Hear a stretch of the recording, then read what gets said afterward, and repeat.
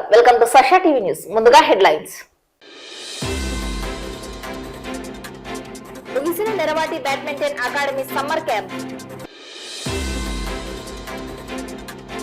రాష్ట్ర సమాచార పౌర సంబంధాల శాఖలో జరిగిన నిధుల దుర్వినియోగంపై శాఖపరమైన చర్యలు తీసుకోవాలని కోరుతూ రెండవ పట్టణ పోలీస్ స్టేషన్లో ఫిర్యాదు. నంద్యాల పట్టణంలో చోరు, 24 తులాల బంగారు ఆభరణాల అపహరణ. రాష్ట్ర ప్రభుత్వం ఉద్యోగుల న్యాయమైన కోరికలను సమస్యలను పరిష్కరించాలని కోరిన ఏపీ ఎన్జీఓ సంఘం నేతలు. ఈ నెల 10వ తేదీ నుండి శ్రీ గంగా భవాని అమ్మవారి ఆలయ 15వ వార్షికోత్సవ వేడుకలు. కొలిమిగుండ్ల మండలం నెల్లూరు సింగవరం గ్రామంలో వైసీపీ కార్యకర్తలపై తెలుగుదేశం పార్టీ అనుచరుల దాడి. శ్రీశైలం మల్లన్న ఆలయానికి పోటెత్తిన భక్తులు, ప్రత్యేక ఏర్పాట్లు చేసిన ఈవో పెద్దిరాజు. నంద్యాల పట్టణంలోని నెరవాటి బ్యాడ్మింటన్ అకాడమీ ఆధ్వర్యంలో నిర్వహించిన సమ్మర్ క్యాంప్ ఆదివారం ముగిసింది. ఈ క్యాంపు నందు పాల్గొని ప్రతిభ చూపిన క్రీడాకారులకు మొమెంటోలు, సర్టిఫికెట్లు అందజేశారు. కార్యక్రమానికి ముఖ్య అతిథులుగా RK academy director Hemanth Reddy, INA మాజీ రాష్ట్ర అధ్యక్షుడు డాక్టర్ రవికృష్ణ, నాగభూషణం, గెలివి శ్రీధర్లు హాజరై క్రీడాకారులను అభినందించారు. క్రీడలే క్రీడాకారుల జీవితాలకు ఉజ్వల భవిష్యత్తును అందిస్తాయని పేర్కొన్నారు. Neravati academy chairman doctor Vinod Kumar, doctor Lakshmaiah, doctor Srinivasa గుప్తలు అధ్యక్షత వహించి కార్యక్రమాన్ని ప్రారంభించారు. ఈ సందర్భంగా వక్తలు మాట్లాడుతూ విద్యార్థి జీవితంలో చదువుతో పాటు క్రీడల్లో ప్రవేశం ఉండాలని, క్రీడలే క్రీడాకారుల జీవితాలకు ఉజ్వల భవిష్యత్తును అందిస్తాయన్నారు. నంద్యాల పట్టణంలో నెరవాటి బ్యాడ్మింటన్ అకాడమీ ద్వారా క్రీడాకారులకు ఉత్తమ శిక్షణను అందించి రాష్ట్ర, జాతీయ క్రీడా పోటీలకు తర్ఫీదు ఇవ్వడం జరుగుతుందని, ఈ అవకాశాన్ని క్రీడాకారులు సద్వినియోగం చేసుకోవాలని కోరారు. క్రీడలు మానసిక ఒత్తిడిని దూరం చేస్తుందని, ఆరోగ్యంగా శారీరక దారుఢ్యాన్ని పెంపొందిస్తాయన్నారు. ఈ కార్యక్రమంలో కోచ్ సాయినాథ్ రెడ్డి, క్రీడాకారులు పాల్గొన్నారు.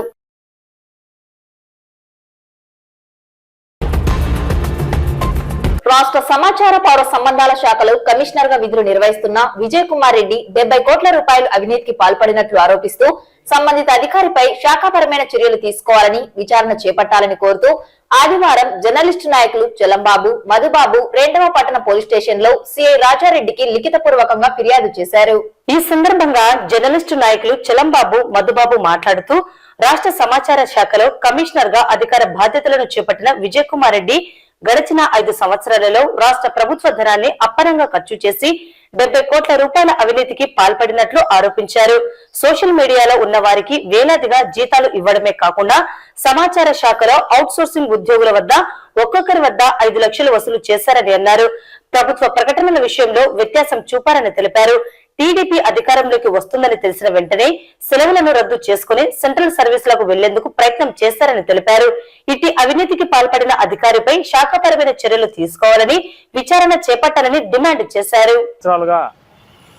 సమాచార శాఖ పౌర సంబంధాల కమిషనర్ గా పనిచేస్తూ రాష్ట్ర ప్రభుత్వ ధనాన్ని అప్పనంగా ఖర్చు చేసి దగ్గర 70 కోట్ల రూపాయల అవినీతి పాల్పడ్డాడనేది మా ప్రధాన ఆరోపణ. సోషల్ మీడియాలో ఉన్నటువంటి వారికి ఇన్ఫర్మేషన్ డిపార్ట్మెంట్ నుంచి వేల రూపాయల జీతాలు ఇవ్వడం, అదేవిధంగా సమాచార శాఖలో అవుట్సోర్సింగ్ ఉద్యోగాల పేరిట ఒక్కొక్కరి దగ్గర 5 లక్షల రూపాయలు వసూలు చేశారనేది అందరికీ తెలిసిన విషయమే. ముఖ్యంగా ప్రభుత్వ ప్రకటనలు ఇచ్చేటువంటి విషయంలో ఆయన చూపినటువంటి వ్యత్యాసం కోట్ల రూపాయల అవినీతి జరిగిందనేది ప్రధానమైనటువంటి ఆరోపణ.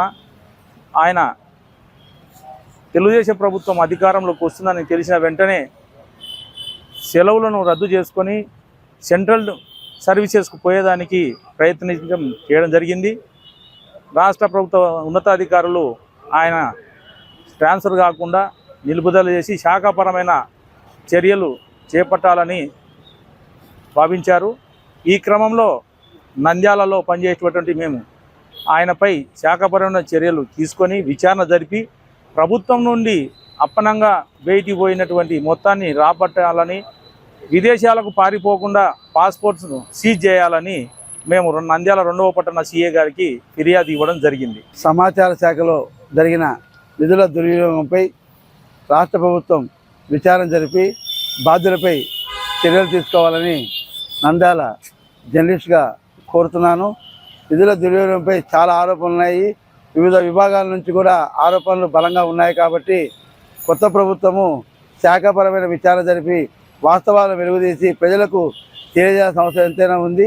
ప్రభుత్వానికి ప్రజలకు వారధులుగా పనిచేసే సమాచార శాఖలోనే నిధుల దుర్వినియోగం జరిగితే ఎవరికి ఏం సమాధానం చెప్పాలో తెలియని పరిస్థితి నెలకొంది. కాబట్టి ప్రభుత్వము దీనిపైన శాఖపర విచారణ జరిపి ఎక్కడైతే నిధుల దుర్వినియోగం జరిగాయో వాటన్నిటిని గుర్తించి అతని నుంచి ఆ నిధులను రాబట్టి ఆ నిధులు సక్రమంగా వినియోగించాల్సిందిగా మేము నంద్యాల జర్నలిస్ట్ తరఫున కోరుతున్నాం.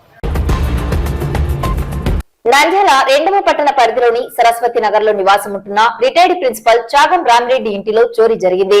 ఈ చోరీలో 24 తులాల విలువైన బంగారు ఆభరణాలు దొంగలు అపహరించినట్లు బాధితులు తెలిపారు. జరిగిన సంఘటనపై 2వ పట్టణ పోలీసులకు ఫిర్యాదు చేశారు.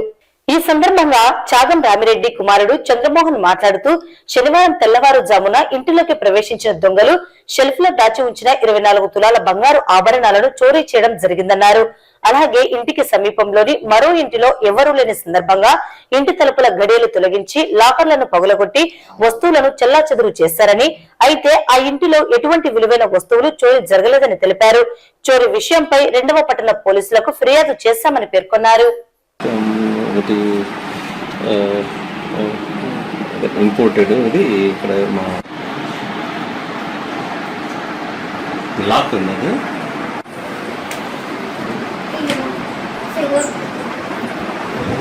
అది ఫింగర్ ప్రింట్స్ కోసం అనేసి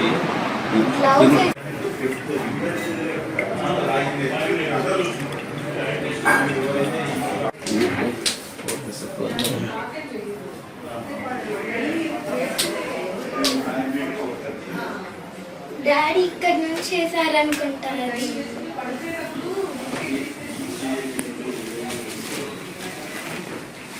మాస్టర్ బెడ్రూమ్లో వాళ్ళు అంటే నిన్ననే కదా మొత్తాన్ని అంటే పోలీస్ ప్రాసెస్ అది ఇనిషియేట్ చేశారు కదా. చెక్ రేపు 1 అవర్ తర్వాత నేను నంద్యాల చిన్న దీని మీద ఇది ప్లేయర్తో చేశారు. చేస్తే రాదు దీన్ని బ్రేక్ చేశారు. దీన్ని కూడా ప్లేయర్తో దీన్ని ప్లేయర్లో 7వ తేదీ రాత్రి మేము మామూలుగా 10 గంటలకు మెయిన్ డోర్లు ఇంటి డోర్లని మామూలుగా లాక్ అంటే గడేసి ఇద్దరం, నేను నా భార్య ఇద్దరం బెడ్రూమ్లో పండుకున్నాము. మాకు మామూలుగా నిద్ర బాగా గాఢంగా వచ్చింది. తర్వాత తెల్లవారుజామున 5 గంటలకు అంటే 8వ తారీఖు అర్లీ మార్నింగ్ 8 గంటలకు మేము లేచినాము. ఇంట్లో చూస్తే మామూలుగా మెయిన్ డోర్ ఓపెన్ చేయబడినట్లు చూసినాము. ఏం జరిగిందని చూస్తే ఇంట్లో బెడ్రూమ్లో మామూలుగా కబోర్డు తెరవబడి ఉన్నది.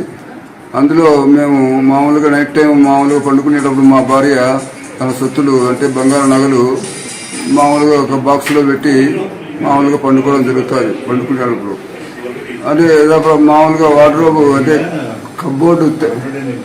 కబోర్డు తెరిచారే అని చెప్పి చూస్తే అందులో మామూలుగా నగలు మిస్సింగ్ అయినాయి. ఏం జరిగిందని చూస్తే మామూలుగా ఇక్కడ మెయిన్ డోర్ అంతా ఓపెన్ అయింది. తర్వాత మిగతా బెడ్రూమ్స్ లో కూడా మామూలుగా సెల్ఫ్లన్నీ ఓపెన్ చేసి చూసినారు. తర్వాత ఇవంతా చూసుకుంటే ఏదో పెద్దగా దొంగతనం జరిగినట్లు మా నోటీస్కి వచ్చింది. మేము వెంటనే ఈ విషయం మామూలుగా పోలీస్ స్టేషన్కు వెళ్ళి రిపోర్ట్ చేసినాము. మొత్తంగా మా తల్లిదండ్రులు రిటైర్డ్ సర్వీస్ నుండి రిటైర్డ్ అయిన వాళ్ళు ఇక్కడ ఈ ఇంట్లో 3 బెడ్ ఫ్లాట్లో మాది ఓన్ హౌస్ దీంట్లో ఉంటారు. అర్లీ అవర్స్లో అంటే దాదాపుగా 4-4:30 టైంలో మా పేరెంట్స్ ఉన్నటువంటి ఇంట్లోకి దొంగలు జొరబడడం జరిగింది. ఈ క్రమంలో ఏమైందంటే వీళ్ళు నిద్రపోతూ ఉన్నారు. వీళ్ళకు ఏ విషయము అనేది తెలియలేదు. కానీ దొంగలు వాళ్ళు అన్ని రూములు చూడడము, తర్వాత అలాగే ఉన్నటువంటి విలువైనటువంటి వస్తువులు బంగారు అయితే మా అమ్మది దాదాపుగా ఒక 24 తులాలు అంటే మన తాలిబొట్టు కావచ్చు, చేతి బంగారపు గాజులు కావచ్చు, అలాగే నల్ల పూసల దండ కావచ్చు, చిన్న ఒక ఆర్నమెంట్ మొత్తంగా రాత్రి నిద్రపోయే ముందు ఒక షెల్ఫ్లో తను భద్రంగా అంటే ఒక చోట పెట్టుకునేది. అక్కడ ఉన్నటువంటి వాళ్ళు శోధించి వాళ్ళు వాటిని దొరికించుకోవడం జరిగింది. అయితే మిగిలిన రూమ్లలో కూడా వాళ్ళు షెల్ఫ్లలో గుడ్డలు కావచ్చు, తర్వాత విలువైన వస్తువులు కానీ అన్నీ కూడా తీసేయడం జరిగింది. కానీ మొత్తానికి ఈ బంగారు నగలు ఏవైతే ఉన్నాయో హై వాల్యూ వర్త్ ఇవి దొంగలించబడడం జరిగింది. అయితే ఇక్కడ మాకు ఈ నష్టంలో కూడా కొంత మేము అంటే ఫీల్ అయ్యేది ఏంటంటే మా తల్లిదండ్రులు ఏమీ చేయకపోవడం అనేది సంతోషిస్తున్నాము. అదర్వైజ్ ఏంటంటే ఒక వయసు అంటే సీనియర్ సిటిజన్స్గా ఉన్న వీళ్ళు ఈ రకంగా ఏమైనా జరిగి ఉంటే కూడా పర్యవసానాలు ఇంకొక రకంగా ఉండేది. కాబట్టి ఈ మొత్తం విషయానంతా కూడా 2 టౌన్ పోలీస్ స్టేషన్ తెలియపరిచేసి FIR రిజిస్ట్రేషన్ చేయడం జరిగింది. అయితే మన ఇంటికి 3వ ఇంట్లో కూడా తాళం వేసినటువంటి ఇంట్లో కూడా వీళ్ళు దొంగలు చొరబడ్డారు. ఇంట్లో మెయిన్ డోర్ను బ్రేక్ చేయడంతో పాటుగా లోపల ఉన్నటువంటి బీరువాలైతేనేమి, లాకర్ సేఫ్ లాకర్ అయితేనేమి అన్నింటినీ వాళ్ళు పగలగొట్టి ఓపెన్ చేసి అన్ని రకాల ప్రయత్నాలు చేసి వాళ్ళు డ్యామేజ్ చేయడం అయితే జరిగింది. తర్వాత వాళ్ళు చెప్పడం ఏంటంటే, ఆ ఇంటి ఓనర్స్ చెప్పడం ఏంటంటే, ఇంట్లో వాళ్ళు USA పోతా విలువైన వస్తువులు ఇంట్లో ఉంచుకోలేదు అనేది జరిగింది. దాని తర్వాత ఆ వీధిలో చివరున్నటువంటి మా ఇంట్లో వీళ్ళు దొంగలు జొరబడడం జరిగింది. నూతనంగా ఏర్పాటు కానున్న రాష్ట్ర ప్రభుత్వం ఉద్యోగుల న్యాయమైన కోరికలను, సమస్యలను పరిష్కరించాలని ఏపీ NGO సంఘం నంద్యాల జిల్లా నేతలు కోరారు. ఆదివారం నంద్యాల పట్టణంలోని నూతనంగా ఎన్నికైన ఎమ్మెల్యే ఫరూక్ ను కలిసి సంఘం తరపున శుభాకాంక్షలు తెలియజేశారు. ఈ సందర్భంగా ఏపీ NGO సంఘం నేతలు మాట్లాడుతూ రాష్ట్రంలో అధికారం చేపట్టనున్న నూతన ప్రభుత్వానికి శుభాకాంక్షలు తెలియజేస్తున్నామన్నారు. ఉద్యోగుల న్యాయమైన కోరికలను, సమస్యలను పరిష్కరించాలని, ప్రజలతో సమానంగా ఉద్యోగులను చూడాలని కోరారు. ప్రధానంగా ఉద్యోగులకు రావాల్సిన CPS, 12 PRC, DA అరియర్స్ మొదలగు రాయితీలను అందజేయాలని తెలిపారు. ప్రభుత్వం అమలు చేయనున్న ప్రభుత్వ పథకాలను ప్రజలకు చేరువ చేసేందుకు తమ వంతు పనిచేస్తామని అన్నారు. ఈ కార్యక్రమంలో ఏపీ NGO సంఘం నేతలు పాల్గొన్నారు. నూతన ముఖ్యమంత్రిగా బాధ్యతలు స్వీకరిస్తున్న నారా చంద్రబాబు నాయుడు గారికి మరియు వారికి ప్రత్యేకంగా రాష్ట్రం తరపున NGO నంద్యాల జిల్లా తరపున కూడా ప్రత్యేక శుభాకాంక్షలు తెలియజేస్తున్నాం. అదేవిధంగా మేము ముఖ్యమంత్రి గారికి తెలియజేసేది ఏమంటే, ఒకటే, ఉద్యోగస్తులు చిన్న కోరికలతో ఉన్నారు. ఉద్యోగస్తులు కూడా ప్రజల్లో ఒక భాగంగా గుర్తించి వారికి రావాల్సిన రాయితీలు ఏవైతే ఉన్నాయో CPS కానీ, 12 PRC కానీ, DA అరియర్స్ కానీ అవన్నీ కూడా మీరు నెరవేరుస్తారని మేము ఆశిస్తున్నాం. సార్వత్రిక ఎన్నికల్లో ఘన విజయం సాధించిన NDA ప్రభుత్వానికి మరియు NDA ప్రభుత్వం సారథ్యం వహిస్తున్న మన కాబోయే ముఖ్యమంత్రి చంద్రబాబు నాయుడు గారికి మా ఏపీ NGO సెషన్ నంద్యాల తాలూకు తరఫున ప్రత్యేకమైన శుభాకాంక్షలు తెలుపుతున్నాము. నంద్యాల పట్టణం బయటిపేటలో కుందు నది సమీపంలో వెలిసిన శ్రీ గంగా భవాని అమ్మవారి ఆలయ 15వ వార్షికోత్సవ వేడుకలు ఈ నెల 10వ తేదీ నుండి 3 రోజుల పాటుగా నిర్వహించడం జరుగుతుందని ఆలయ నిర్వాహకులు పేర్కొన్నారు. ఈ మేరకు వేడుకలకు సంబంధించిన ఆహ్వాన కరపత్రాలను విడుదల చేశారు. ఈ సందర్భంగా ఆలయ నిర్వాహకులు మాట్లాడుతూ శ్రీ గంగా భవాని అమ్మవారి ఆలయ 15వ వార్షికోత్సవ వేడుకను ఈ నెల 10, 11, 12 తేదీలలో ఘనంగా నిర్వహించడం జరుగుతుందని తెలిపారు. 10వ తేదీ అమ్మవారికి జలాభిషేకం, 11వ తేదీ క్షీరాభిషేకం, 12వ తేదీ బోనాల సమర్పణ చేయడం జరుగుతుందని భక్తులు విరివిగా పాల్గొని అమ్మవారి కృపకు పాత్రలు కావాలని కోరారు.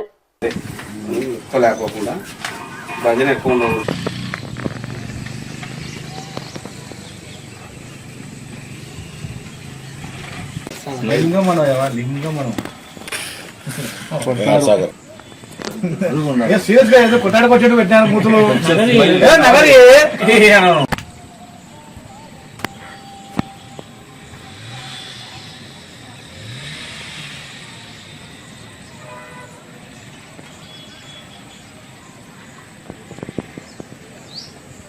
శ్రీ గంగా భవాని దేవస్థానము నంద్యాల కుందు నది ఒడ్డున వెలిసి ఉన్న ఈ గంగా భవాని దేవస్థానము ఈ సంవత్సరం 15వ వార్షికోత్సవంగా జరుపుతున్నాము.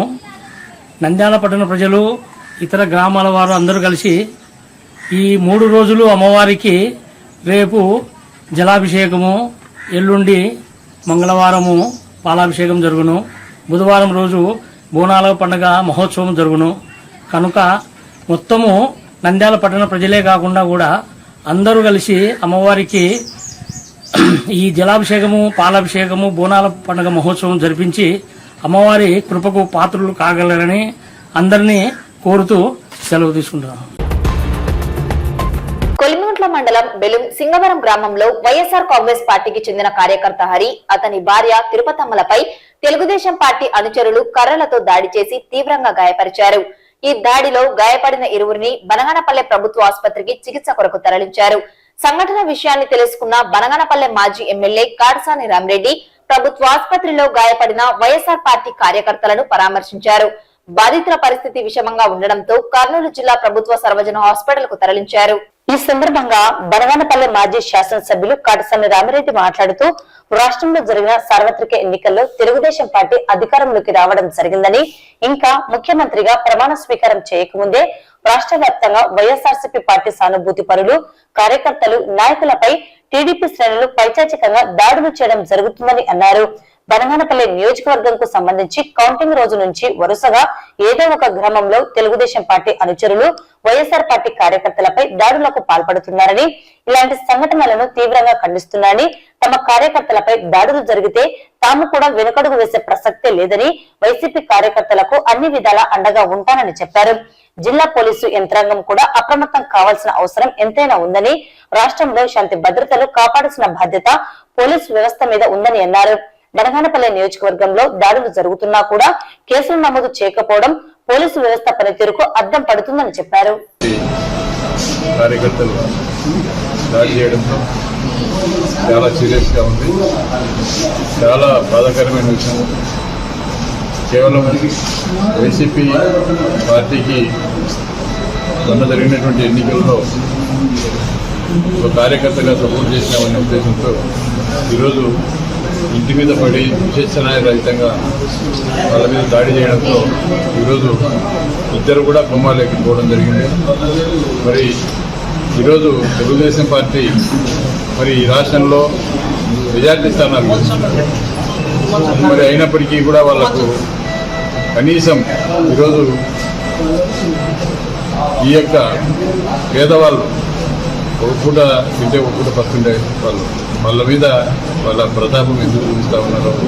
మరి ఈరోజు మరి ఆ యొక్క హరికృష్ణ కానీ ఆయన భార్య తిరుపతమ్మ కానీ వాళ్ళ ఇళ్ళ మీదకి వచ్చి దాడి చేయడం అనేది చాలా బాధాకరమైన విషయం. ఈరోజు ఎవరైతే ఈ యొక్క దాడిలో పాల్గొన్నారో వారి మీద కఠిన చర్యలు తీసుకోవాలి. దాడి జరగకముందు ఒక అర్ధగంట ముందు కూడా స్థానికంగా ఉండే సిఐ గారికి నేను ఫోన్ చేసి ఈ విధంగా దాడులు చేయడానికి కర్రలు పట్టుకొని తిరుగుతూ ఉన్నారు, మరి వీళ్ళ మీద యాక్షన్ తీసుకోండి అని చెప్పి దాడి చేయకుండా ఒక అరగంట ముందే నేను కూడా పోలీసులకు కూడా చెప్పడం జరిగింది. మరి అయినప్పటికీ కూడా ఈరోజు వాళ్ళు దాడులు చేసి ఈరోజు ఈ విధంగా ఇద్దరు మరి వాళ్ళ చాలా వరకు ఇద్దరికి చాలా సీరియస్గా ఉంది. మరి ఎవరైతే ఈ హంతకులు ఎవరైతే ఉన్నారో వాళ్ళ మీద కఠిన చర్యలు తీసుకోవాలి.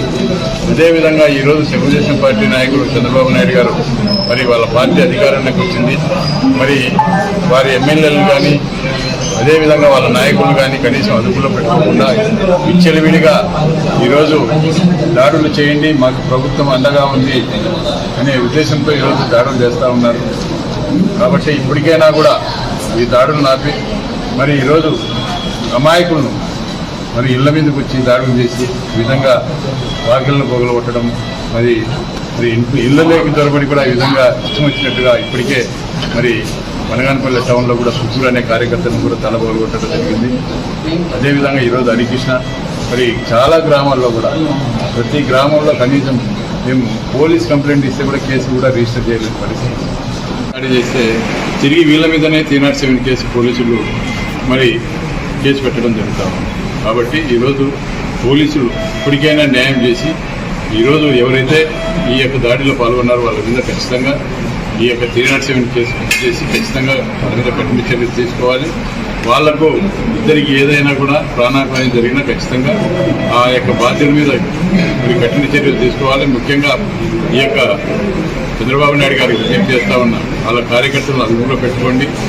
అదేవిధంగా ఈరోజు ఈ విధంగా విచ్చలవిడిగా దాడులు చేయడం వల్ల ఈరోజు ఇంకా శాంతి భద్రతలకు వాటిల్లే పరిస్థితి ఉంది కాబట్టి మరి దీన్ని ఇంతటితో అయినా కూడా ఆపాలని చెప్పి నేను కోరుతాను. నంద్యాల జిల్లా శ్రీశైలంలో ముక్కంటి మల్లన్న ఆలయానికి భక్తులు పోటెత్తారు. వేసవి సెలవులు ముగుస్తుండడం, పైగా ఆదివారం కావడంతో మొక్కులు తీర్చుకునేందుకు భారీగా క్షేత్రానికి తరలివస్తున్నారు.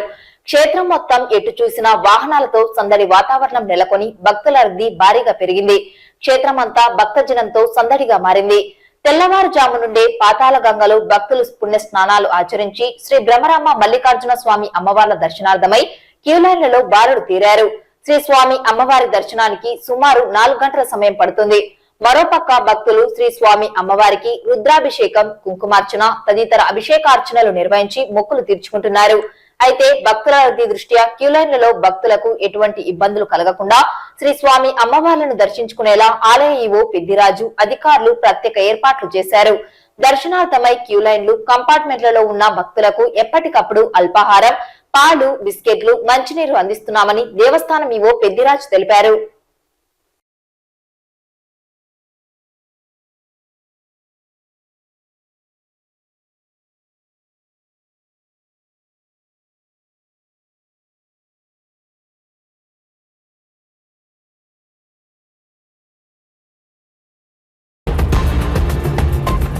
వార్తలు ముగించే ముందు ముఖ్యాంశాలు మరోసారి.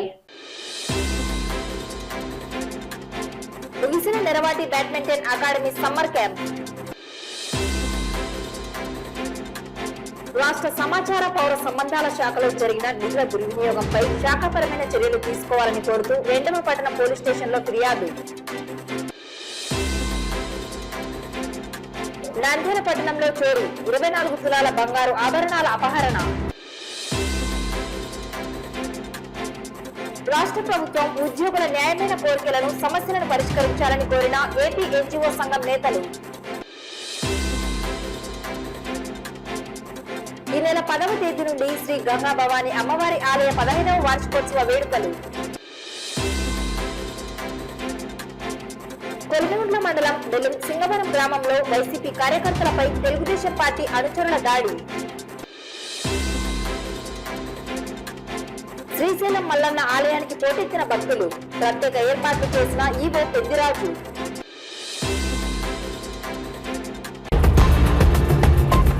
ఈ వార్తలు ఇంతటితో సమాప్తం. నమస్కారం.